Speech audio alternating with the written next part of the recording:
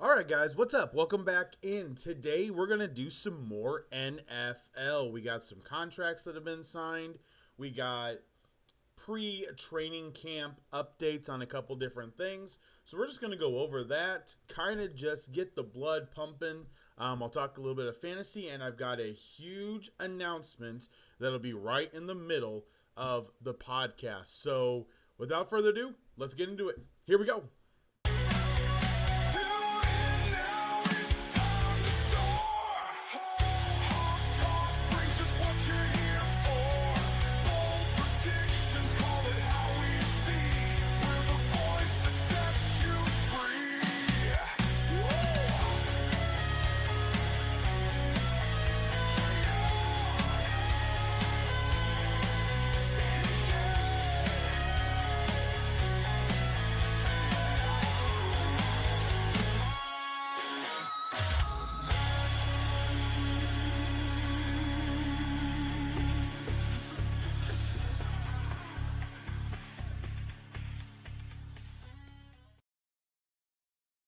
All right, guys, here we go. Let's jump into this. So, number one on the list, a shocking thing that happened out in San Francisco. A guy that,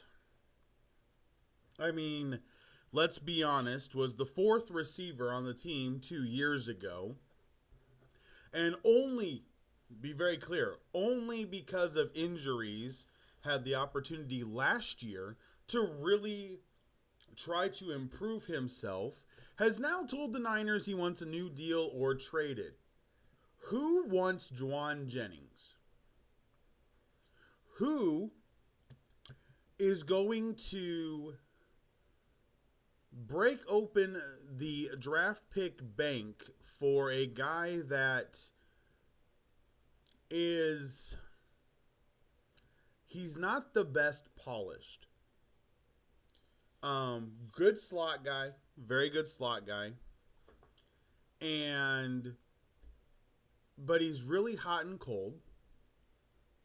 He was very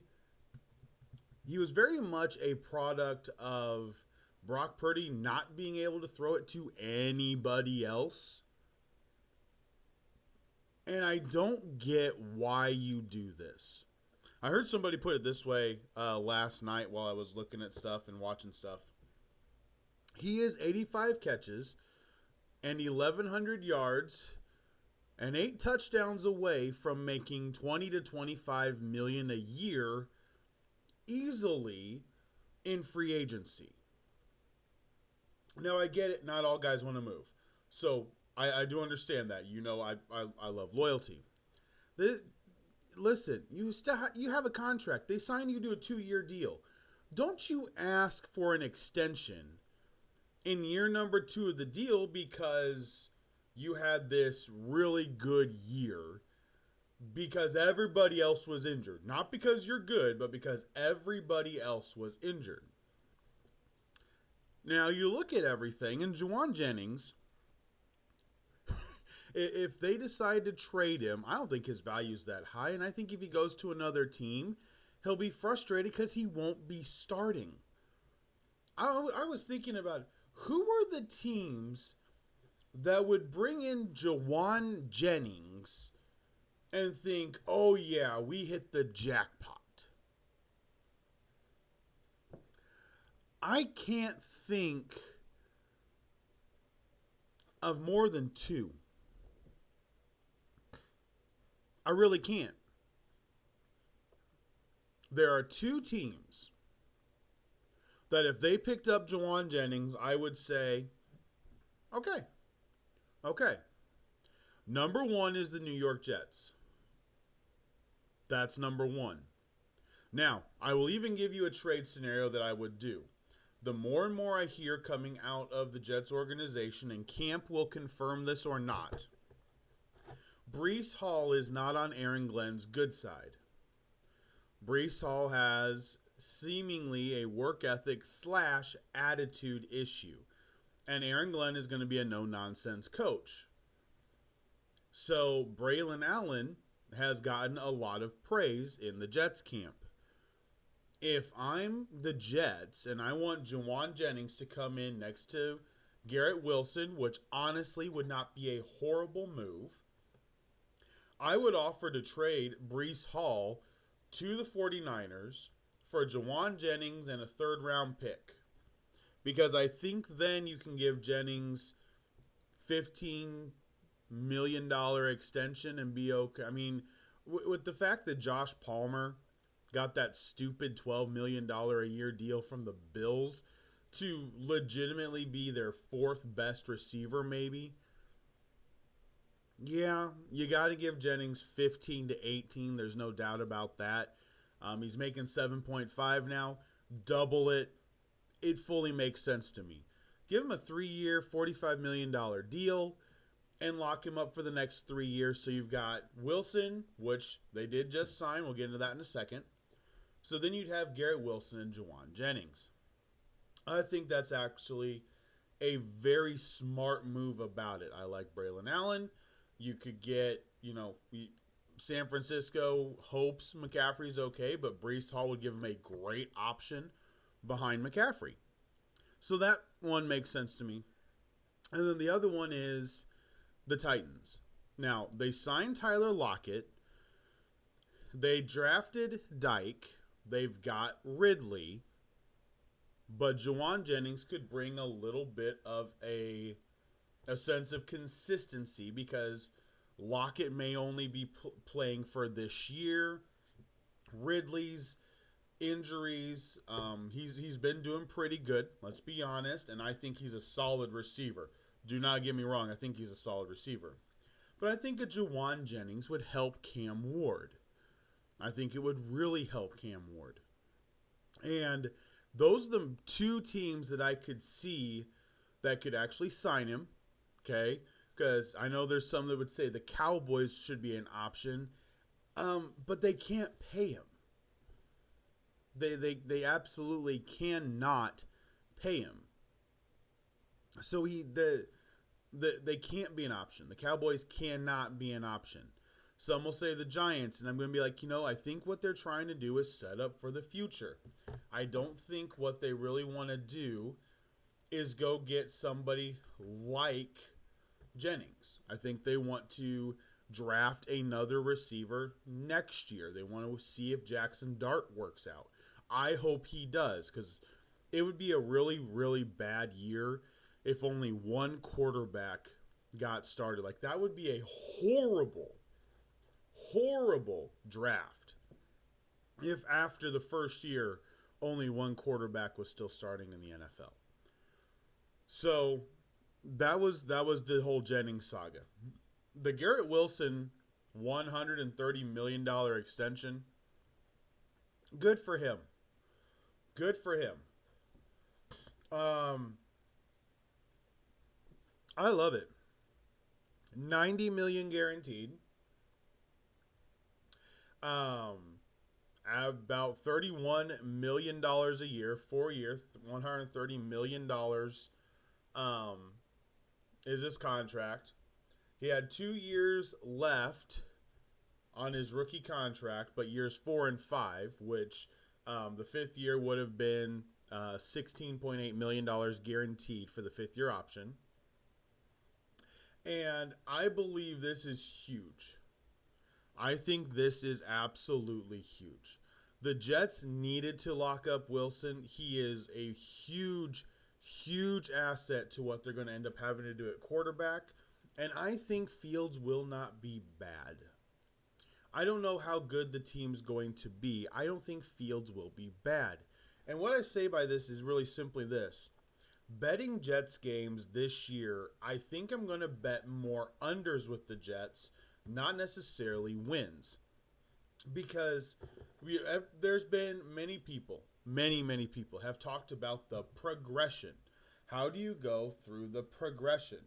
Well, you go through the progression relatively quickly, but you got to go from, losing big over here to losing small to winning small to winning big.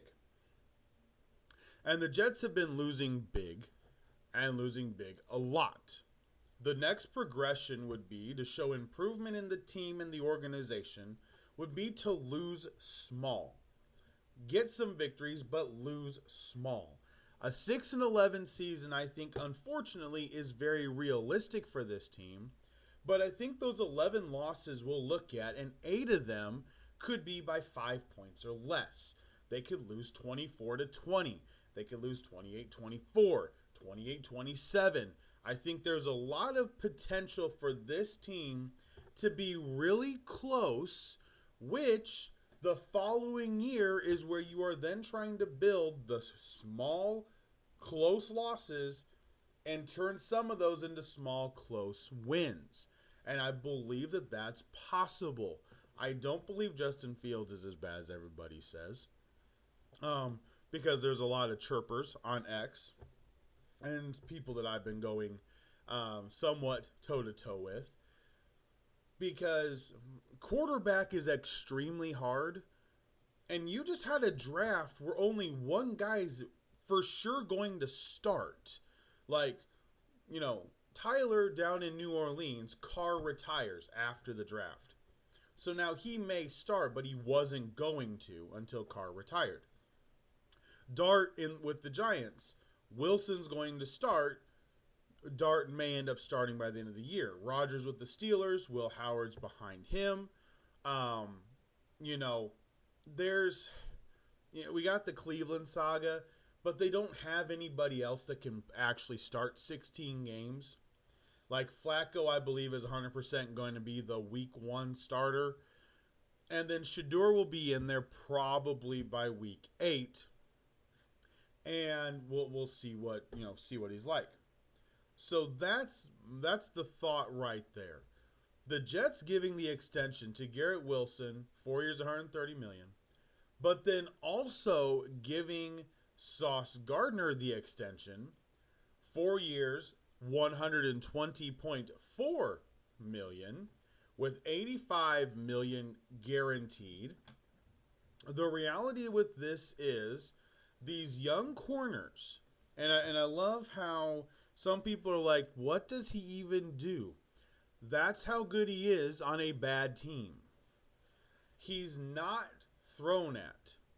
We've got some amazing young corners in the NFL. J.C. Horn, Patrick Surtain, Derek Stingley, Sauce Gardner. This is huge. I love that they got their 2 young guys signed and ready to go. In the NFL, you've got to have certain aspects to be able to be viable. Certain aspects that give you just that aura within the league. You need a star receiver, if not necessarily 2. You need 2 weapons. So, like with the Raiders, okay? Brock Bowers is a huge weapon. Ashton Genty is also a weapon. You get 2 skill players that are top end. And you get top end quarterback. I don't think Justin Fields is top end. I think he's probably 20-22, somewhere in there. I actually do my quarterback rankings here shortly. That'll be one of the things before I do the training camp previews. But then you got to have your head coach. Well, we don't know about Aaron Glenn yet. I believe Aaron Glenn will be a good head coach. He's in New York. This is the problem. I would not have taken New York. New York is one of the last places I would take a head coaching job for a first job. New GM, new head coach, an owner that's just squirrely. Like, I don't like the situation at all. So I do think it's huge of them to sign these 2 young players. They got the star receiver, the star corner locked down. They need to get a defensive lineman they can really rely on, and he's got to perform up to the level they need him to. He's got to perform up to that level, and then they got to solidify that offensive line. But I do think the Jets are well on their way to being able to do everything they are. They're now, the way these things work out, it's a $4 million extension, or a 4-year extension. So they got 2 years left on their deal. Then they got 4 more years after that. Think about that. Then they got 4 years after that. I guess since they're probably not, well, they won't do the option, so it'll actually only be 5 years. So basically, both of these players are at the Jets for 5 more years. And I think that works. I really do. All right. Big announcement. It's big for me, and something that I have been working on since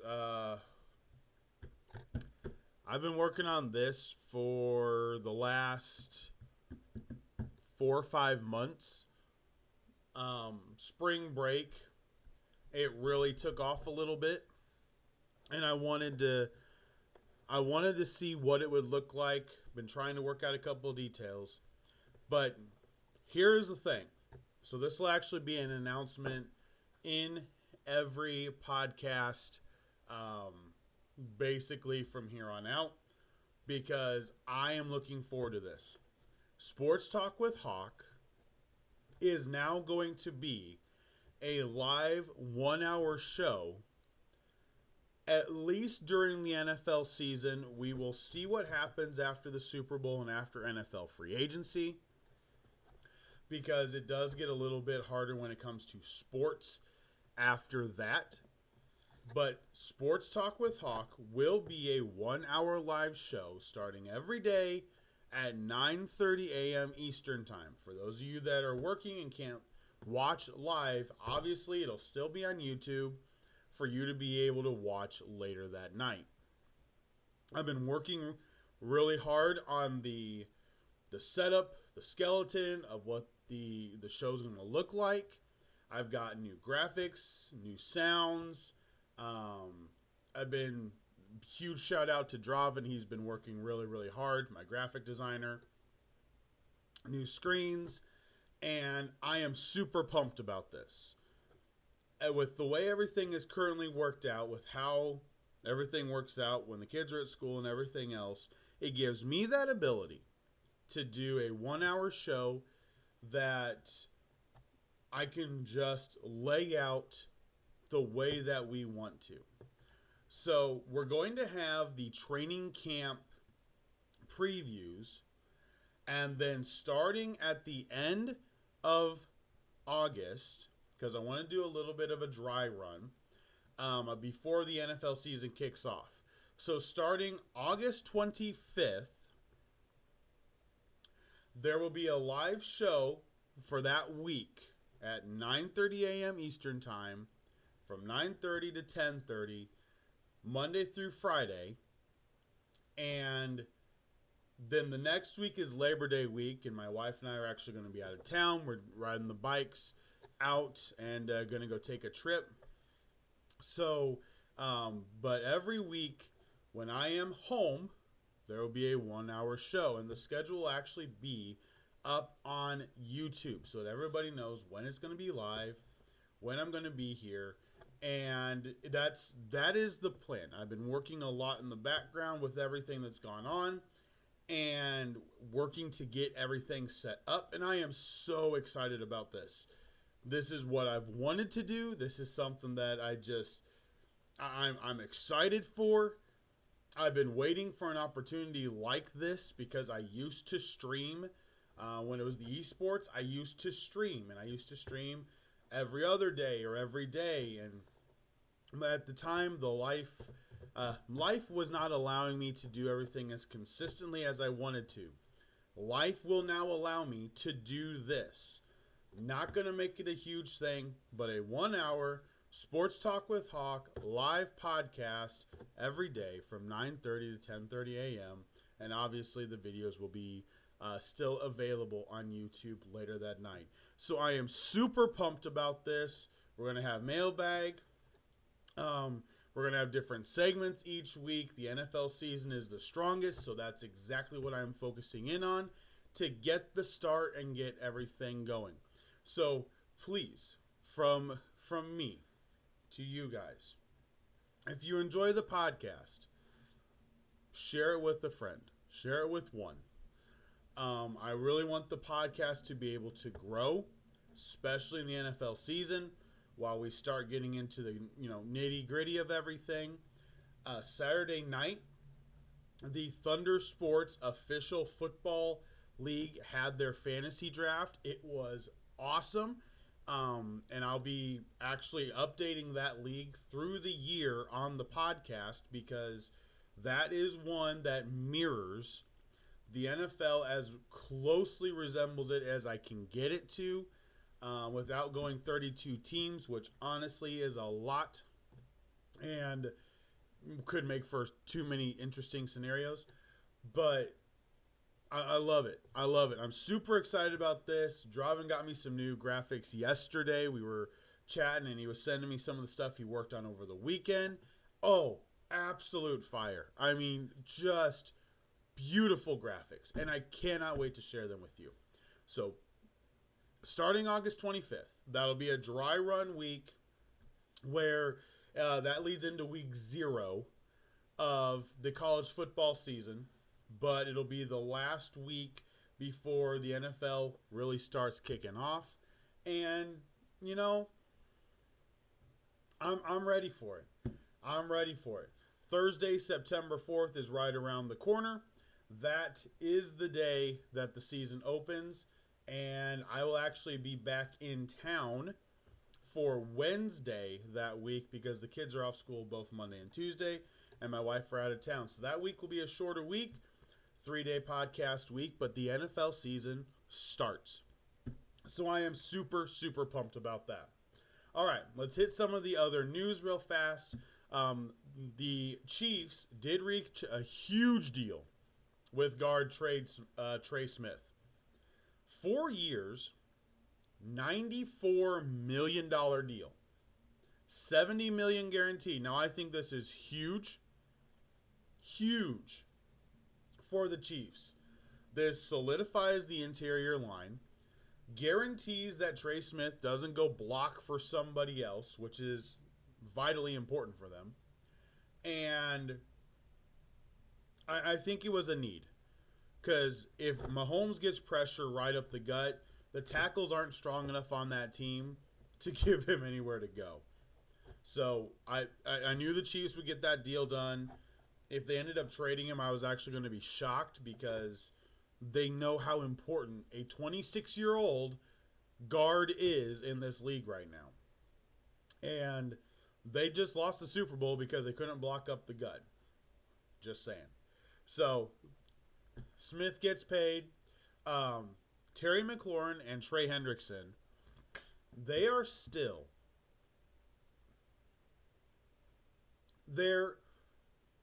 Here's the thing with Hendrickson. I get wanting more money. I do. I get wanting more money. His production, the way that the Bengals have handled the offseason, I give him that.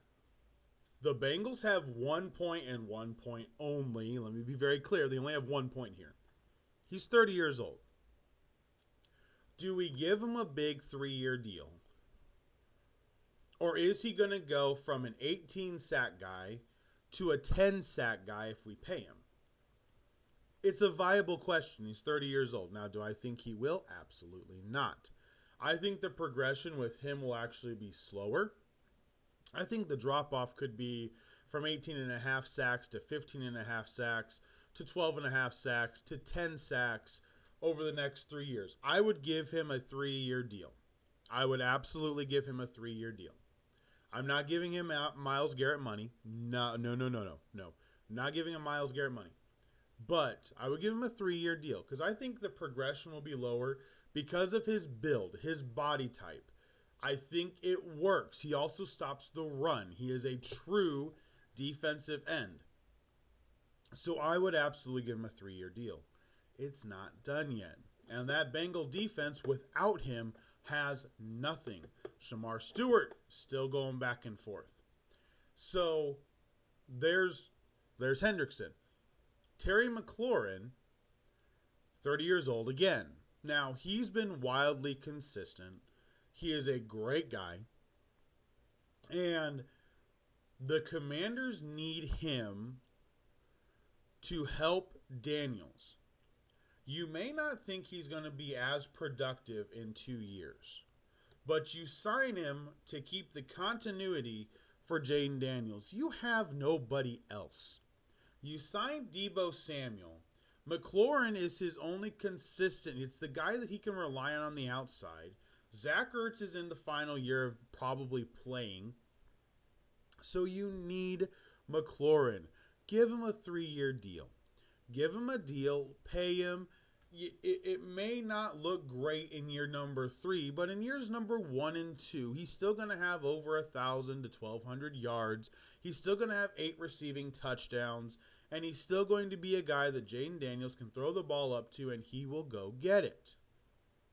The Commanders need to get Terry's deal done. Badly. I think he is vital for the success of Jaden Daniels. Year number 2, and we'll close it out with this. Year number 2 for some of these quarterbacks. They were talking, I was thinking about this.